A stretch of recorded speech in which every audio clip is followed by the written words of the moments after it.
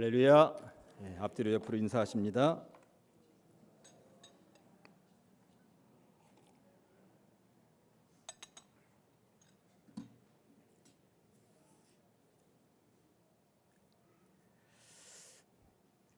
신구약 성경을 통틀어서 66권입니다만 그중에 65번째 책을 읽었습니다. 굉장히 짧은 분량이죠. 한 장으로 되어져 있고 25절밖에 안 되고 단어도 456단어밖에 안 됩니다. 그러다 보니까 많은 성도들의 관심 밖의 성경책이었고요. 유다서를 통해서 은혜 받았다거나 유다서에 암송 구절이 있다거나 이러는 분들은 많지 않은 것 같습니다. 그런데 유다서를 읽으면서 우리가 절대 놓치지 말아야 하는 것 한 가지가 있는데 그것이 무엇이냐 하면 유다서라고 하는 이 책은 유다가 썼는데 이 유다가 예수님의 친동생이라고 하는 사실입니다. 예수님에게는 육신적인 동생 4명이 있었는데 그 4명 중에 첫째는 야고보였습니다. 야고보, 요셉, 유다, 시몬으로 이렇게 이어지는데 첫 번째 동생인 야고보는 야고보서를 썼고요. 그리고 세 번째 동생인 유다가 유다서를 쓴 것입니다. 그러니까 예수님의 동생들이 우리 형은 구세주다, 우리 형이 진짜다, 우리 형 믿어야 구원받는다, 이 얘기를 한다고 하는 것은 이게 얼마나 놀라운 은총인지 모릅니다. 그런 의미에서 오늘 설교 들으신 이후에 여러분들은 한결같이 유다서를 사랑하실 줄로 믿습니다. 오늘 우리가 읽은 본문 2절은 유다서 총 25절 가운데 핵심 구절입니다. 오늘 본문을 읽으면서 눈치를 채셨는지 모르겠습니다만 한 문장으로 되어져 있는 오늘 본문은 사실 4개의 동사로 되어져 있죠. 다 같이 한 번 더 읽어보시겠습니다. 사랑하는 자들아, 너희는 너희의 지극히 거룩한 믿음 위에 자신을 세우며 성령으로 기도하며 하나님의 사랑 안에서 자신을 지키며 영생에 이르도록 우리 주 예수 그리스도의 긍휼을 기다리라. 아멘. 세우라, 기도하라, 지키라, 기다리라 4개의 동사가 들어 있습니다. 그런데 이 4개의 동사 가운데 핵심 단어 하나를 꼽으라면 마지막에 기다리라입니다. 오늘 이 본문을 왜 여기에 선정했는지 여러분들은 눈치가 빠르신 분들은 아실 것입니다. 대림절입니다. 주님 오심을 기다리는 절기인 것이죠. 그런데 주님이 이 땅에 오시는 것을 기다릴 때 어떤 마음으로 기다려야 하는 것인가? 우리 주 예수 그리스도의 긍휼을 기다리라고 성경이 말씀하고 있는데 긍휼이라고 하는 말이 무슨 말입니까? 불쌍히 여긴다는 말입니다.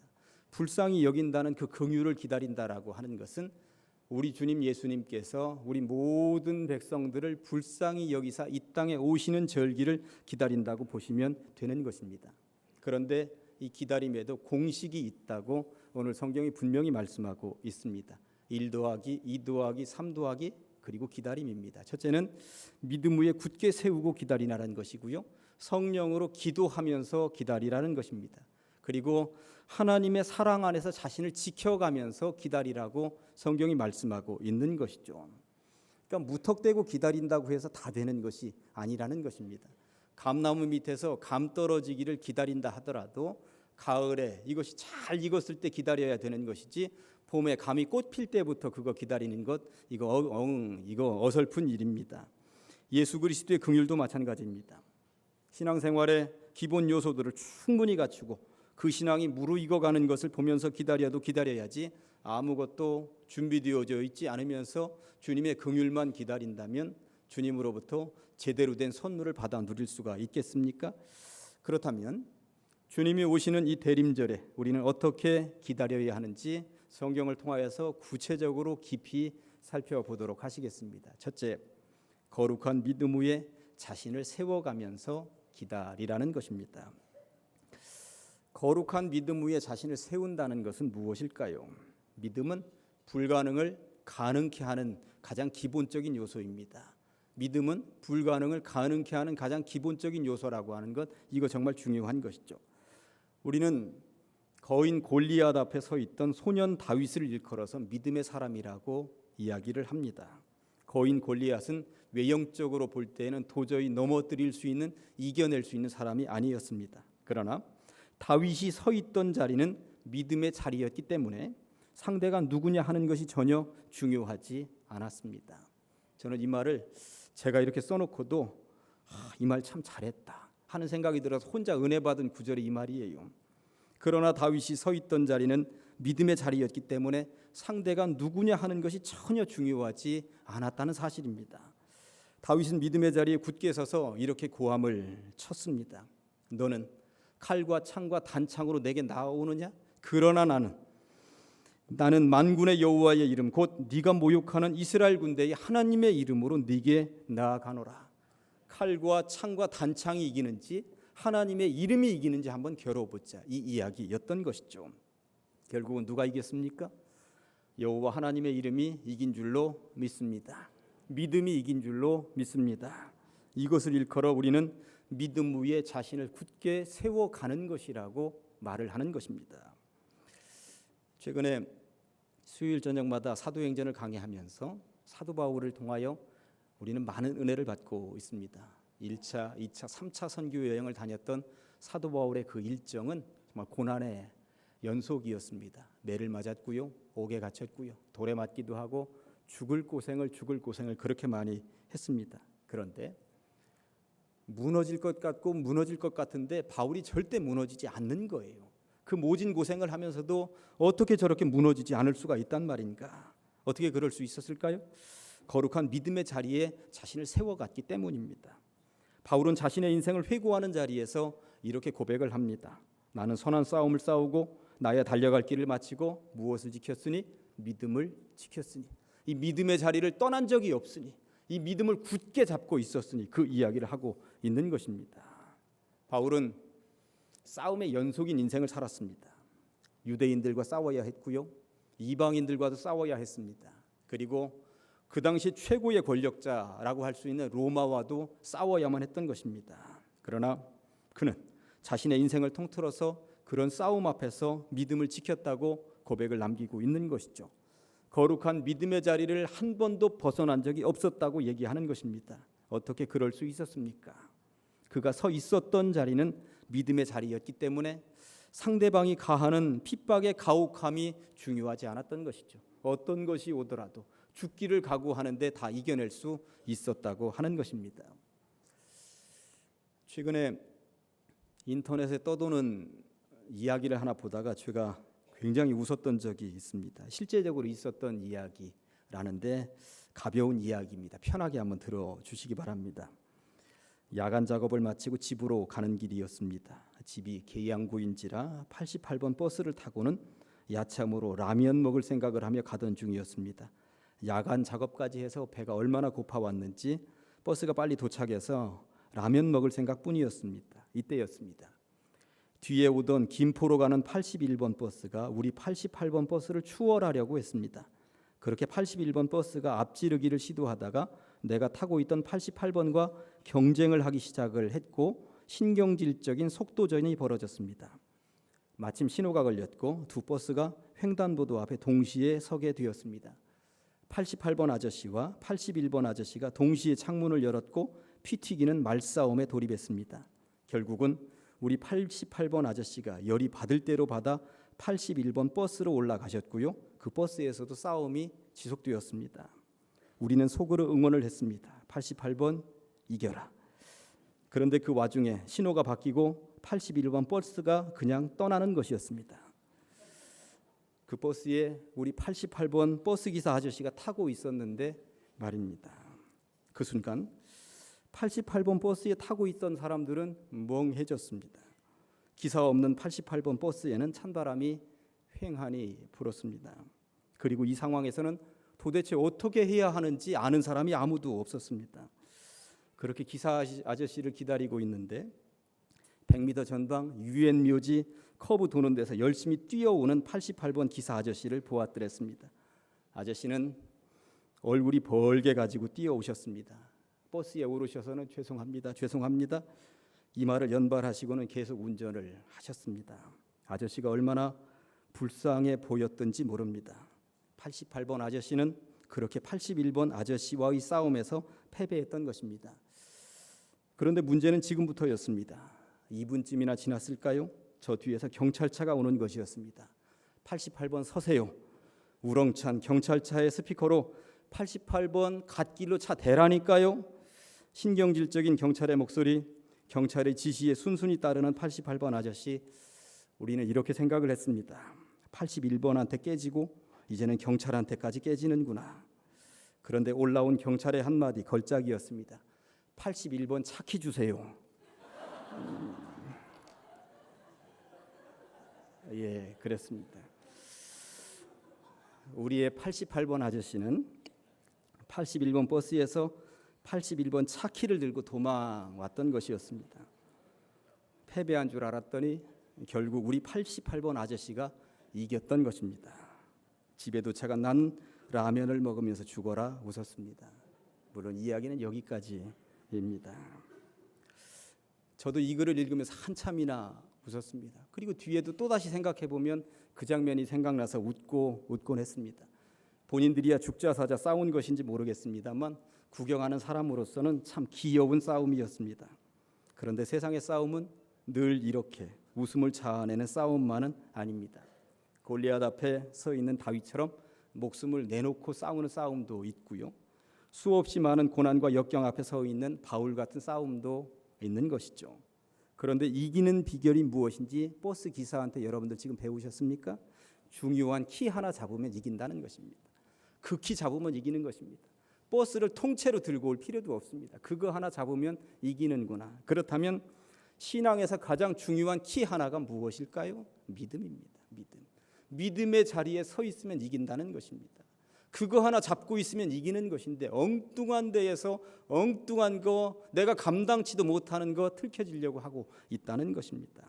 믿음이라는 그 키 잡고 이기시기를 주님의 이름으로 간절히 축원합니다.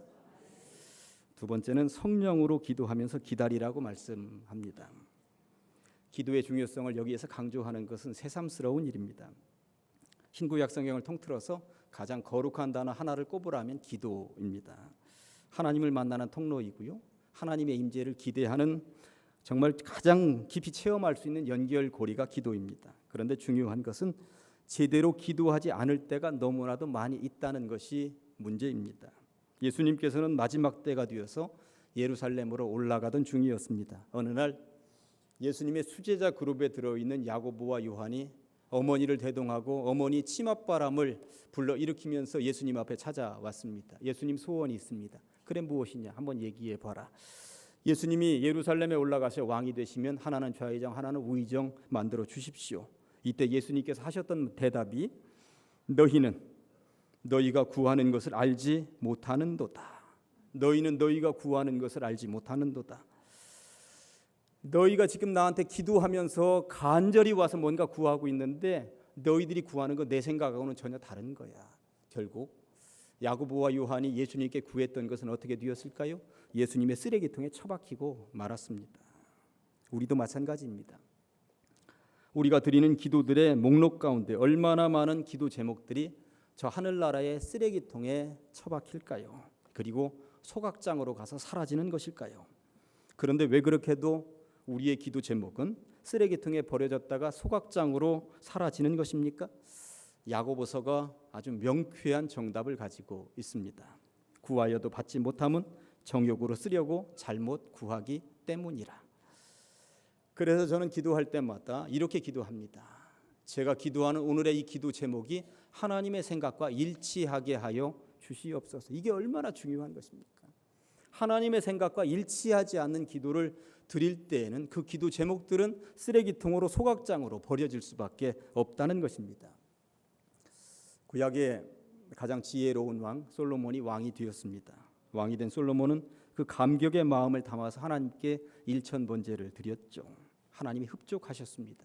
그리고 솔로몬에게 나타나셨고 물으셨습니다. 성경의 말씀대로 그대로 한번 옮겨보겠습니다. 내가 내게 무엇을 줄고 너는 구하라. 듣는 마음을 종에게 주사 주의 백성을 재판하여 선악을 분별하게 하옵소서. 이후의 장면을 성경은 이렇게 기록으로 남기고 있습니다. 솔로몬이 이것을 구하매 그 말씀이 주의 마음에 든지라. 이것이 주의 마음에 든지라. 여러분들이 기도하는 것들마다 간구하는 것들마다 기도 제목들이 하나님의 마음에 들어야 할 줄로 믿습니다. 하나님의 마음에 들어야 기도 응답받는 것이지 하나님의 마음에 들지 못하면 쓰레기통으로 소각장으로 내팽개 침을 당한다라고 하는 것입니다. 솔로몬이 구하는 것은 하나님의 생각과 일치했다는 것입니다. 정욕으로 쓰려고 잘못 구한 기도가 아니었다는 것입니다. 하나님의 마음을 흡족하게 만들었다고 하는 것입니다. 이것이 바로 성령으로 기도하는 것입니다. 성령으로 기도한다는 것은 다른 말로 하면 성령의 도와주심을 구하는 기도인 것이죠. 로마서 8장에 보니까 이와 같이 성령도 우리의 연약함을 도우시나니 우리는 마땅히 기도할 바를, 기도 제목이 어떤 건지도 제대로 어떻게 기도해야 될지도 알지 못하나 오직 성령이 말할 수 없는 탄식으로 우리를 위하여 친히 간구하시느니라. 마음을 살피시는 이가 성령의 생각을 아시나니 이는 성령이 하나님의 뜻대로 성도를 위하여 간구하심이니라. 아멘. 우리가 성령으로 기도해야 한다는 이유는 분명합니다. 성령님 도와주십시오. 정말 응답받기 위하여 기도할진데 하나님의 생각과 이 기도가 정말 딱 맞아떨어지는지 올바른지 하나님 알려주십시오. 이게 바로 성령으로 기도하는 것이다 라고 하는 것입니다. 내 욕심이 아니라 하나님의 생각과 일치한 기도, 성령으로 기도하시기를, 그래서 전부 다 응답받는 주의 백성들 다 되시기를 주님의 이름으로 간절히 축원합니다. 세 번째는 하나님의 사랑 안에서 자신을 지켜가면서 기다리라고 말씀하고 있습니다. 지킨다라고 하는 말은 방어죠, 방어. 그런데 이 방어라고 하는 말, 이 말을 원어적으로 따져 들어가 봤더니 테레사테입니다. 테레사테. 그런데 이 테레사테라고 하는 단어를 그 당시에는 언제 주로 사용했냐면 갑자기 위험한 일들이 몰아닥칠 때 사용한 단어입니다. 갑자기 이쪽에서 폭발물이 터지면 엎드려 튀어 이럴 때 사용하는 단어가 테레사테, 지킨다, 이 단어와 일맥상통하는 것이죠. 그래서 긴급 명령형이라고 이야기를 하기도 합니다. 그런데 유다는 왜 여기에서 지키라, 방어해라, 엎드려 하면서 긴급 명령형을 사용하고 있는 것일까요? 이단의 침투가 너무나도 극렬했기 때문에 그렇습니다. 당시에 교회를 괴롭히는 이단의 침투는 생각지도 못한 곳에서 이곳저곳에서 펑펑 터졌습니다. 파리의 테러에서 보셨던 것처럼 평탄하기만 했던 극장에, 평탄하기만 했던 식당에서 갑자기 폭발이 일어났고 사람들이 죽어나갔습니다. 그러면 튀어야 되고 엎드려야 되고 도망가야 되는 것입니다. 교회에서도 그런 일들이 발생하고 있었던 것입니다. 이런 상황을 보면서 쉘클레라고 하는 신학자는 유다서를 일컬어 반이단적 삐라라고 말을 했습니다. 그리고 노흐라고 하는 신학자는 유다서를 일컬어서 투쟁의 편지라고 이야기를 했습니다. 이단의 침투가 너무도 심해서 유다는 다급하게 그리고 강하고 급한 내용을 짤막하게 적었던 것이고요. 이것을 뿌리면서 이렇게 소리 질렀던 것입니다. 호회입니다. 호회. 빨리 이 글을 읽고 조심해야 합니다. 호회입니다. 호회. 지금 빠르게 지키지 않으면 여러분들은 무너져 내릴 수도 있습니다. 이단으로부터 지켜야 합니다. 이단으로부터 피신해야 합니다. 호회라고 하는 것, 신문을 여러 장 만들어서 호회를 뿌리는 데가 있습니까? 짤막하게 빨리 보고 뭔가 알아채도록 뿌리는 게 호회입니다. 그러다 보니까 유다서는 길게 쓸 여유가 없었던 것입니다. 짧게 25절로 줄여가지고 뿌렸던 것입니다. 지키라고. 지금 지키지 않으면 안 된다고 엑기스만 담아서 그렇게 뿌렸던 것입니다. 이제까지 살면서 하나님의 사랑이 얼마나 크고 놀라운 것인지 잘 알지 않느냐. 그런데 이단에 빠져 들어가다니 이 하나님의 사랑 안에서 자신을 지키자 이랬던 것이죠. 이제까지 세 가지를 말씀드렸습니다. 믿음 위에서 자기 자신을 세워가는 것, 성령으로 기도하는 것, 하나님의 사랑 안에서 자신을 지키라고 하는 것, 그리고 이러한 것들을 통하여서 주의 긍휼하심을 기다리라고 말씀하고 있을진데 이제 마지막 기다리는 부분에 대해서 말씀드리겠습니다. 네 번째, 예수 그리스도의 긍휼을 기다려야 합니다.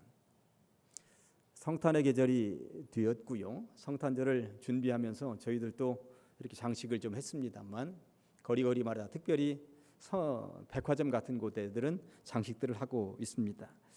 성탄절은 누가 뭐래도 예수님의 탄생일입니다. 그런데 최근에 성탄절의 의미를 퇴색시키는 일들이 전 세계적으로 벌어지고 있습니다. 스타벅스라고 하는 전 세계에서 최고 큰 커피 브랜드를 가지고 있는 이 기업에서는 종이컵에 올해부터 크리스마스라고 하는 문구를 빼버렸습니다. 그리고 홀리스데이라고만 그냥 써놓기로 결정했다고 하는 것입니다. 홀리스데이, 성탄절 거룩한 날 맞습니다. 그런데 홀리스데이, 거룩한 날이라고만 써놓으면 왜 거룩한 날인지를 사람들이 알겠습니까? 결혼식장에 가서 뷔페 음식, 밥을 먹고 있는데 오늘 누구 결혼식인지도 모르면서 밥을 먹는 꼴과 똑같은 것입니다. 성탄절은 예수님의 탄생일입니다. 그런데 이것을 왜 이렇게 빼놓으려고 하는 분위기가 있는가? 전 세계적으로 과격한 이슬람 세력 때문에 기독교 정신이 노출되는 것을 미리부터 겁내해서 빼놓는다는 설도 있고요. 아니면 이제는 기독교 정신을 망각해가는 시대이기 때문에 그렇다는 설도 있습니다. 그러나 누가 뭐래도 아무리 세상이 바뀌어도 성탄절은 예수님의 탄생을 기뻐하며 기념하는 날이라는 사실을 절대 잊어서는 안 될 줄로 믿습니다. 그런데 그분 예수님은 이 땅에 왜 오시는 것일까요? 인류를 향한 불쌍히 여기는 마음, 긍휼 때문입니다. 온 인류를 향한 긍휼, 그것을 이 땅에서 베풀어 주시기 위하여서 오신다고 하는 것입니다. 성탄절이 예전 같지 않은 시대를 살아가고 있습니다. 성탄절, 성극, 선물 교환, 새벽송 이후에 나누어 먹던 과자들, 그러나 이제는 아련한 옛 추억이 되고 말았습니다. 이스라엘 백성들이 광야에서 살 때에 하나님께서는 그들에게 먹을거리를 내려주셨습니다. 만나였습니다. 이스라엘 백성들이 만나를 처음 맛보고는 꿀송이처럼 달다고 말을 했습니다. 그러나 몇 년의 세월이 흐른 이후에 그들은 하나님 앞에 삿대질을 해가면서 불평을 쏟아붓죠. 만나를 먹으면서 하찮은 것이라고 얘기를 했습니다. 처음에는 그렇게 꿀송이처럼 달던 것이 하찮은 것이 되어가고 있다는 것입니다. 성탄절도 어릴 때는 그렇게 기쁘고 즐겁고 거룩한 존재였는데 성탄절이라고 하는 그것이 하찮은 것이 되어버려서야 되겠는가 하는 생각이 드는데 세상은 점점 더 하찮은 것으로 몰아가고 있다는 것입니다. 우리들도 성탄절이라고 하는 이 빨간 날 쉬면 좋겠는데 교회 나와서 예배드리라고 하고, 빨간 날 쉬면 좋겠는데 몇 개월 전부터 칸타타 연습시키고 귀찮다, 하찮다 이러시면 안 된다고 하는 것입니다. 세상은 혹여 그런다 하더라도 우리들마저도 거기에 휩쓸려 가면서 성탄의 의미를 퇴색시켜서는 절대 안 된다고 하는 것입니다. 주의 긍휼을 기다리면서 살아가는 절기입니다. 우리를 불쌍히 여기사 우리를 사랑하셔서 이 땅에 하늘 보좌를 버리고 내려오신 그 성탄을 기다리는 마음들은 어떠해야 하는 것인가? 이제 말씀을 정리하고 마무리합니다. 성도는 기다리는 사람들입니다. 기도를 했으면 응답을 기다려야 하고요. 그리고 재림을 기다리는 사람들입니다. 그리고 이 즈음에 우리는 주의 긍휼을 기다리는 사람들이라는 사실을 절대 놓쳐서는 안 될 것입니다. 부디 비옵기는 거룩한 믿음 위에 자신을 세워가면서 기다리시기를, 성령으로 기도하며 기다리시기를, 하나님의 사랑 안에서 자신을 지켜가면서 기다리시기를, 그리해서 우리 주 예수 그리스도의 긍휼을 기다리기에 부족함이 없는 성도들, 대림절 절기가 되시기를 주님의 이름으로 간절히 축원합니다. 기도하시겠습니다. 하나님 아버지 감사합니다. 대림절 절기를 보내고 있습니다. 말씀처럼 거룩한 믿음 위에 우리의 신앙을 굳게 세우게 하여 주시옵소서. 성령 하나님의 생각과 일치한 기도함으로 응답받게 하여 주시옵소서. 하나님의 사랑 안에서 우리 자신을 철저하게 지켜나가게 하여 주시옵소서. 그리하여 주님 다시 오시는 이 절기에 우리 주님 예수 그리스도의 긍휼을 기다리며 사는, 그리하여 주님이 우리 마음에 오시기에 부족함이 없는 심령들이 다 되게 하여 주시옵소서. 다시 오시는 예수 그리스도의 이름으로 기도합니다. 아멘.